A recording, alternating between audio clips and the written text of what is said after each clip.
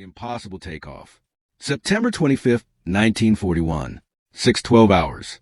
RAF Hatfield Aerodrome, Hertfordshire. The fog hangs low, clinging to the grass like a held breath.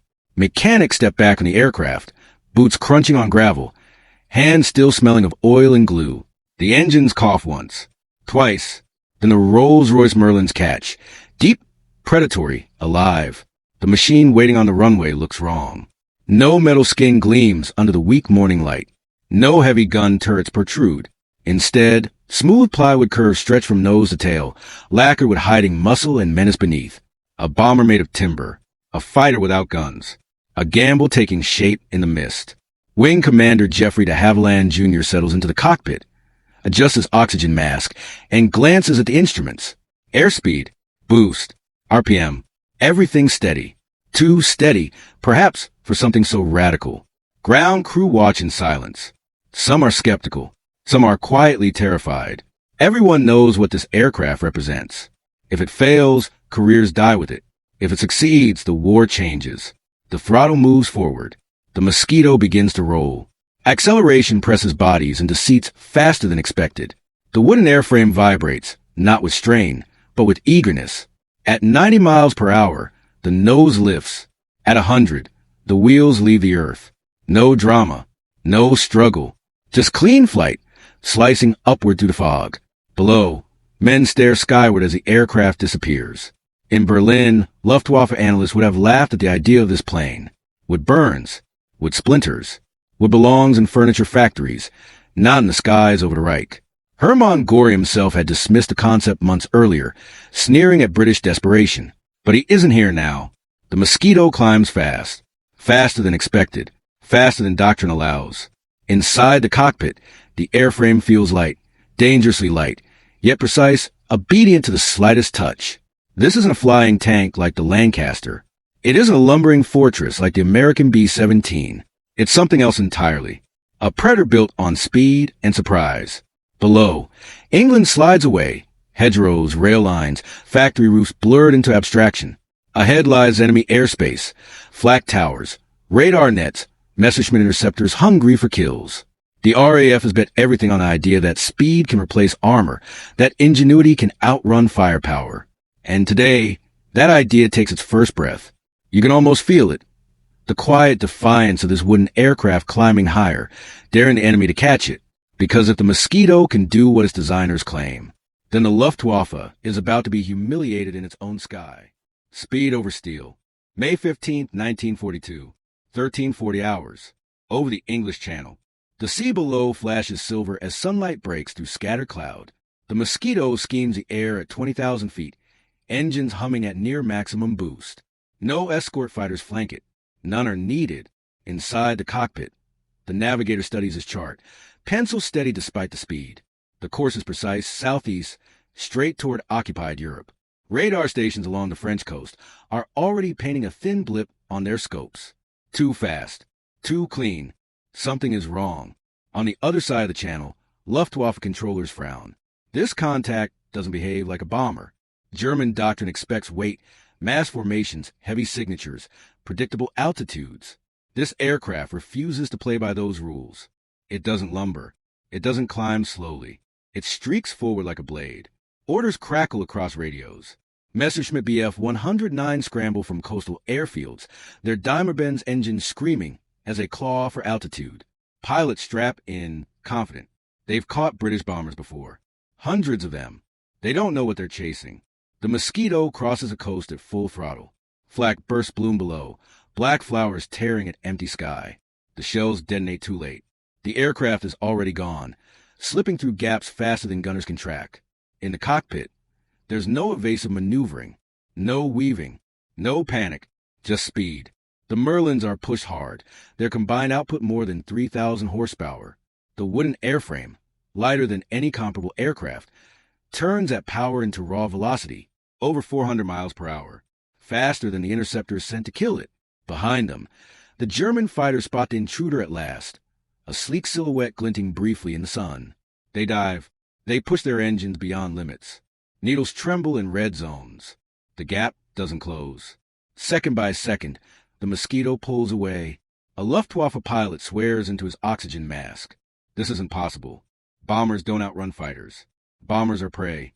Yet the British aircraft ahead is shrinking, becoming a taunting speck on the horizon. Inside German command rooms, confusion spreads. Reports arrive describing a new type of aircraft. Unarmed, unescorted, untouchable. Göring's earlier mockery curdles into irritation. This isn't just a tactical problem. It's an insult. The Mosquito presses on toward its target. Factories, rail yards, command centers once thought safe behind layers of defenses. Each mile covered without interception reinforces a terrifying truth. The enemy has built a bomber that cannot be caught. And soon, it won't just outrun the Luftwaffe. It will strike at the heart of the Reich itself. The sting in the heart. January 30th, 1943. 11:01 hours. Berlin, Reich Air Ministry. The corridors echo with polished boots and hurried voices. Inside the great stone building, Hermann Göring prepares to speak. Flags hang heavy. Cameras are ready. This is a day of spectacle. 10 years since the Nazis seized power. A carefully choreographed display of dominance. Then the sirens begin. At first, they're dismissed. False alarm, perhaps. A lone reconnaissance aircraft. Nothing worthy of concern. Berlin's air defenses are thick with flak batteries and fighter squadrons. The capital of the Reich has not been seriously threatened in daylight. The Mosquito arrives at exactly the wrong moment. High above the city, the aircraft breaks through scattered cloud, sunlight flashing across its wings. There is no bomber stream to announce its arrival. No formation. Just one shape, fast and precise, lining up on its run. Flak guns open fire late. Too late. The aircraft is already over the target. Bombs fall. They strike not factories, not rail yards, but the heart of Nazi propaganda. The Reich Air Ministry shudders as explosions tear into its structure. Windows blow inward. Dust fills the corridors. Officers dive for cover as masonry rains down. Göring's speech is cut short, swallowed by shock and disbelief. In the cockpit, the Mosquito banks hard, engines roaring as it accelerates away. The entire attack has taken minutes. Barely enough time for Berlin's defenders to understand what's happening. Fighters scramble in panic. Radar operators shout contradictory bearings. The aircraft's speed fractures their response. It's gone before interceptors can reach altitude. Across the city, civilians stare upward, stunned. There's no bomber armada darkening the sky. No warning beyond the sirens. Just a sudden, surgical blow delivered in broad daylight. The psychological damage is immense. This is not the slow, grinding terror of night raids. This is precision, mockery, proof that the Reich's defenses can be bypassed at will. Newspapers will downplay the attack. Radio broadcasts will spin excuses. But within the Luftwaffe, the truth spreads fast. They were beaten by a wooden aircraft. Inside German command circles, tempers flare. Göring explodes in rage, reportedly shouting about British carpenters and furniture factories. The insult cuts deep because it's true. Germany, the industrial titan, has been outmaneuvered by glue, plywood, and imagination. For the RAF, the lesson is clear. The Mosquito isn't just surviving enemy airspace. It's rewriting the rules of the war. And now that rule book is burning, along with the confidence of the Luftwaffe itself. Hunters of the Night Sea. June 4th, 1944. 2:27 hours. Bay of Biscay. Moonlight fractures across dark water as the Mosquito drops lower. Throttles ease back just enough to skim beneath the cloud base. The aircraft is no longer alone in the war of ideas. It is now part of a quiet, lethal hunt. Below, the Atlantic heaves. Somewhere down there, steel predators move unseen. German U-boats surface at night to recharge batteries, their crews believing darkness still offers protection. For years, they have ruled these waters, strangling Britain's supply lines with torpedoes and patience. Tonight, that confidence is about to end. Inside the Mosquito's cockpit, red instrument lights glow faintly. This variant is different, bristling not with bombs but with purpose. Radar pulses softly in the background, painting ghostly returns on the operator's scope. A blip appears. There, the pilot adjusts course. The wooden aircraft descends further, engines muted, almost whispering. The U-boat crew, never hears it coming. A shape breaks the surface below, long, narrow, unmistakable. Men move on the deck. One looks up too late. The Mosquito roars into attack. Cannon fire rips downward. 20mm shells stitching the sea with violent precision. Tracers slam into steel. The U-boat's deck erupts in sparks and flame. Crew scatter. Some dive overboard. Others scramble for the conning tower as the aircraft flashes overhead and vanishes into darkness. The Mosquito circles back. Depth charges fall, churning the ocean into a boiling grave. Seconds stretch.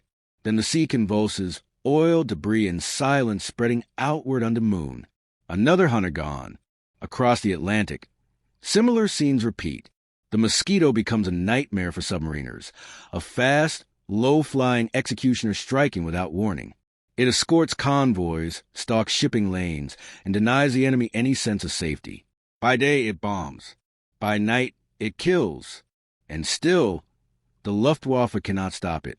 German night fighters struggle to intercept a machine that moves faster than their expectations, lower than their tactics, and smarter than their doctrine.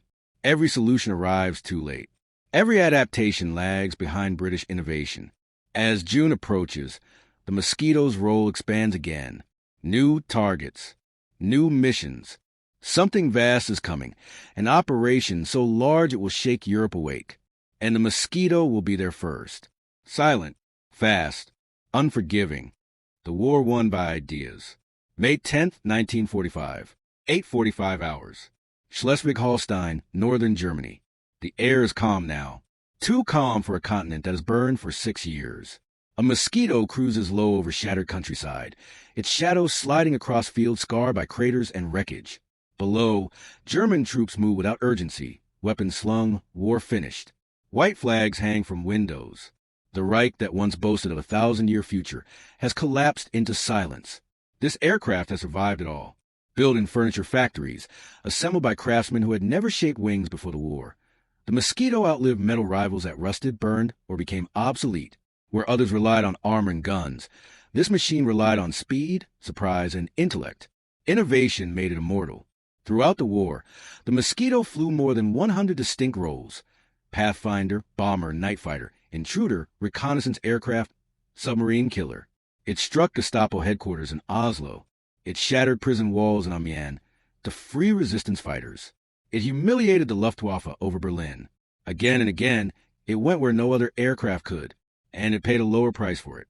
Mosquito crews suffered some of the lowest loss rates in Bomber Command, not because the missions were safer, but because the aircraft was smarter than the danger it faced. It didn't absorb punishment. It avoided it entirely. German engineers studied wreckage whenever they could find it, baffled by what they saw. Wood laminated stronger than aluminum, glue holding under stress that should have torn it apart, an airframe that rejected conventional logic and won. This is the war's quiet lesson. Victory did not always belong to the strongest armor or the largest guns. Sometimes it belonged to those willing to break tradition, to gamble on an idea that seemed absurd until it worked.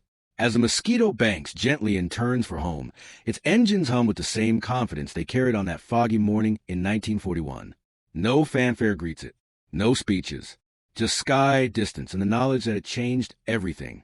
A wooden plane that outflew steel, a concept that outran fear, a reminder that brilliance can be more lethal than force. The war is over, but Mosquito's legacy of innovation over intimidation will fly on long after the guns fall silent.